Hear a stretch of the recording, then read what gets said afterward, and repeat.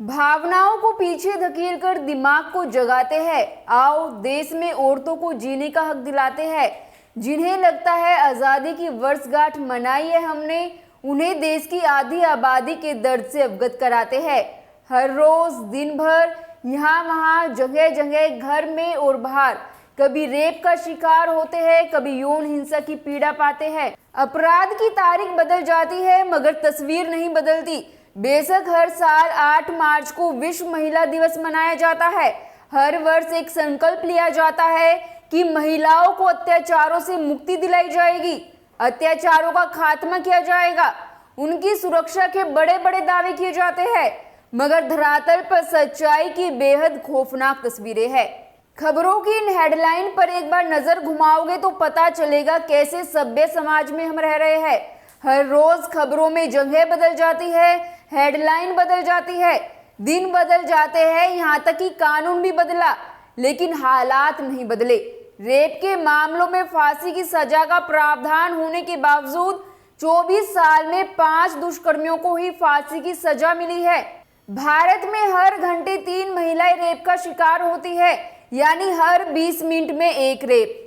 देश में रेप के मामलों में 96% से ज्यादा आरोपी महिलाओं को जानने वाले होते हैं। रेप के मामलों में 100 में से 27 आरोपियों को ही सजा होती है, बाकी बरी हो जाते हैं। ये 3 आंकड़े बताते हैं कि सख्त कानून होने के बावजूद हमारे देश में रेप के मामलों में ना तो कमी आ रही है और ना ही सजा की दर यानी कन्विक्शन रेट बढ़ रहा है। केंद्र सरकार की agency national crime record bureau (NCRB) के आंकड़े बताते हैं कि भारत में साल भर में महिलाओं के खिलाफ अपराध के 4 लाख से ज्यादा अपराध दर्ज किए जाते हैं। इन अपराधों में सिर्फ रेप ही नहीं बल्कि छेड़छाड़, दहेज, हत्या, किडनैपिंग, ट्रैफिकिंग, एसिड अटैक जैसे अपराध भी शामिल है। हाल फिलहाल में रेप के कुछ मामलों ने देश को हिलाकर रख दिया। कोलकाता में रेजिडेंट डॉक्टर की रेप और उसके बाद हत्या का मामला चर्चा में बना है। कोलकाता के इस रेप कांड ने 2012 के निर्भया कांड की यादें ताजा कर दी है। इसके खिलाफ सिर्फ कोलकाता ही नहीं बल्कि देश भर के कई शहरों में प्रदर्शन हो रहे हैं। आरोपी को गिरफ्तार कर लिया गया है, लेकिन उसे सख्त से सख्त सजा देने की मांग हो रही है। पश्चिम बंगाल की मुख्यमंत्री ममता बनर्जी ने भी प्रधानमंत्री नरेंद्र मोदी को चिट्ठी लिखकर रेप के मामलों में सख्त सजा का प्रावधान करने की मांग की है। ममता बनर्जी की मांग जायज है, लेकिन अभी हमने एक रिपोर्ट दिखाई थी। MP MLA यानी माननीयों पर महिलाओं के खिलाफ गंभीर अपराध के मामले दर्ज है, जिसमें पश्चिम बंगाल सबसे आगे है। ममता सरकार बताए अब ऐसे लोगों को टिकट ही क्यों दी पार्टी ने। अभी 3-4 दिन पहले ही TMC सांसद अरूप चक्रवर्ती ने कहा, आंदोलन के नाम पर तुम घर जाओ या अपने बॉयफ्रेंड के साथ घूमो, जब लोग तुम पर गुस्सा करेंगे तो हम तुम्हें बचाने नहीं आएंगे। सत्तासीन पार्टी के नेता का यह बयान तकलीफदेह है और साथ ही उस जरूरत की ओर भी सख्ती से इंगित करता है जो अब ऑप्शन नहीं वक्त की मांग है। आपको बता दें कि डॉक्टरों के इस विरोध प्रदर्शन में फीमेल ही नहीं मेल डॉक्टर भी शामिल थे। फिर केवल महिला डॉक्टर को लेकर टिप्पणी क्यों की गई। मुलायम सिंह यादव ने एक रैली में कहा था, लड़के तो लड़के ही होते हैं, उनसे गलतियां हो जाती है, क्या आप उन्हें बलात्कार के लिए फांसी पर लटका देंगे। रेप में फांसी दी जाएगी? 3 लड़के हैं, गलती हो जाती है तो 3 को भी फांसी दे दी बम्बई में। ऐसे कानूनों को बदलने की कोशिश की जाएगी। अब आप ही बताइए, महिलाओं को लेकर राजनीतिक तबकों के लोग ऐसे बयान देंगे तो ऐसे मामले कैसे थमेंगे। राजनीति छोड़कर एक इंसानियत के नाते सोचना चाहिए। 16 दिसंबर 2012 की रात दिल्ली की सड़क पर चलती बस में युवती के साथ गैंगरेप किया गया था। इस दौरान दरिंदों ने सारी हदें पार कर दी थी। इस कांड ने देश को झकझोर कर रख दिया था। निर्भया कांड के बाद कानून को बहुत सख्त कर दिया गया था। रेप की परिभाषा भी बदल दी गई थी ताकि महिलाओं के खिलाफ अपराध में कमी लाई जा सके।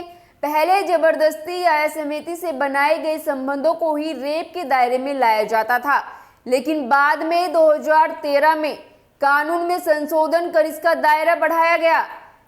इतना ही नहीं, जुवेनाइल कानून में संशोधन किया गया था।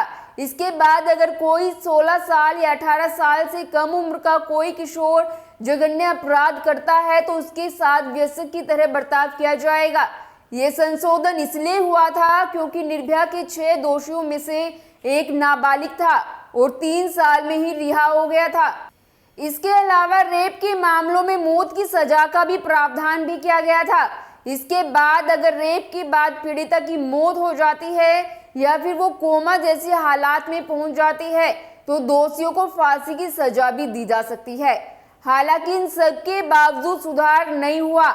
आंकड़े बताते हैं कि 2012 से पहले हर साल रेप के औसतन 25,000 मामले दर्ज किए जाते थे, लेकिन इसके बाद ये आंकड़ा 30,000 के पार पहुंच गया। 2013 में ही 33,000 से ज्यादा मामले दर्ज हुए थे। 2016 में तो आंकड़ा 39,000 के करीब पहुंच गया था।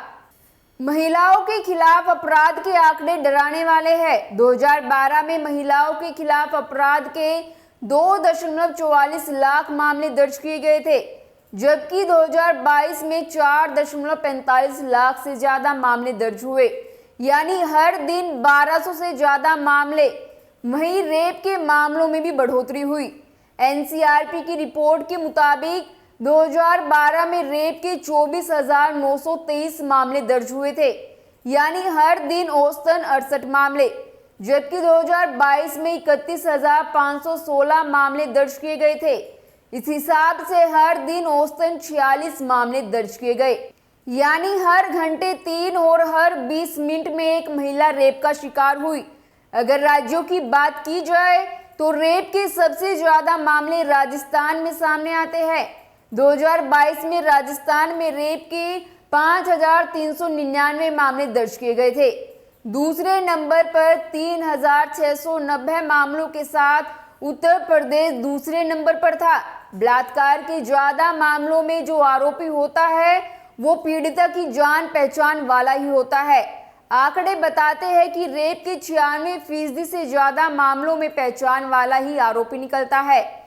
2022 में रेप के 31,516 मामले दर्ज किए गए थे। इनमें से 30,514 मामलों में आरोपी पीड़िता की पहचान वाला ही था। इनमें से 2,324 आरोपी तो ऐसे थे जो पीड़िता के ही परिवार के सदस्य थे, जबकि 14,582 मामलों में online friend, live in partner या शादी का झांसा देने वाला आरोपी था। वहीं 13,548 मामले ऐसे थे जिनमें आरोपी कोई पारिवारिक दोस्त, पड़ोसी या जान पहचान वाला ही था। एनसीआरबी के आंकड़ों के मुताबिक रेप के मामलों में सजा मिलने की दर 27 से 28% ही है, यानी रेप के 100 में से 27 मामलों में ही आरोपी को दोष साबित हो पाता है, बाकी मामलों में उसे बरी कर दिया जाता है। रिपोर्ट बताती है कि 2022 के आखिर तक देश भर की अदालतों में रेप के लगभग 2 लाख मामले लंबित थे। 2022 में इनमें से 18,500 मामलों में ही ट्रायल पूरा हुआ।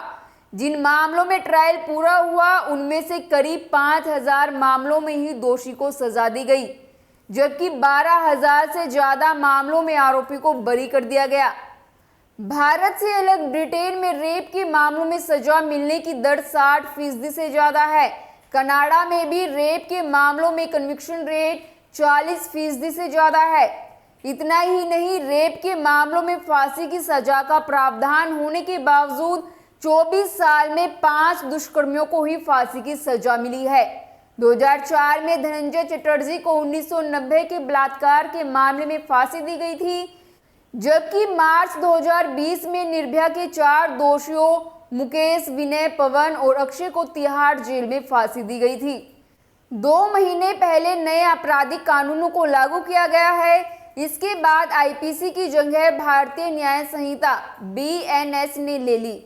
आईपीसी में धारा 375 में रेप को परिभाषित किया गया है, जबकि 376 में इसके लिए सजा का प्रावधान है, जबकि भारतीय न्याय संहिता में धारा 63 में रेप की परिभाषा दी गई है और 64 से 70 में सजा का प्रावधान किया गया। रेप का दोषी पाए जाने पर 10 साल तक की जेल की सजा का प्रावधान है। 16 साल से कम उम्र की लड़की के साथ दुष्कर्म दोषी पाए जाने पर कम से कम 20 साल की सजा का प्रावधान किया गया है। इस सजा को आजीवन कारावास तक बढ़ाया जा सकता है। आजीवन कारावास की सजा होने पर दोषी की सारी जिंदगी जेल में गुजरेगी। बीएनएस की धारा 65 में ही प्रावधान है कि अगर कोई व्यक्ति 12 साल से कम उम्र की बच्ची के साथ दुष्कर्म का दोषी पाया जाता है तो उसे 20 साल की जेल से लेकर उम्र कैद तक की सजा हो सकती है। इसमें भी उम्र कैद की सजा तब तक रहेगी जब तक दोषी जिंदा रहेगा। ऐसे मामलों में दोषी पाए जाने पर मौत की सजा का प्रावधान भी है। इसके अलावा जुर्माने का भी प्रावधान किया गया है। गैंगरेप के मामलों में दोषी पाए जाने पर 20 साल से लेकर उम्र कैद और जुर्माने की सजा का प्रावधान है। 2012 के निर्भया कांड के बाद ही यौन हिंसा के नाबालिग पीड़ितों के लिए भी कानून लाया गया था। ये कानून था पोक्सो यानी protection of children from sexual offence act.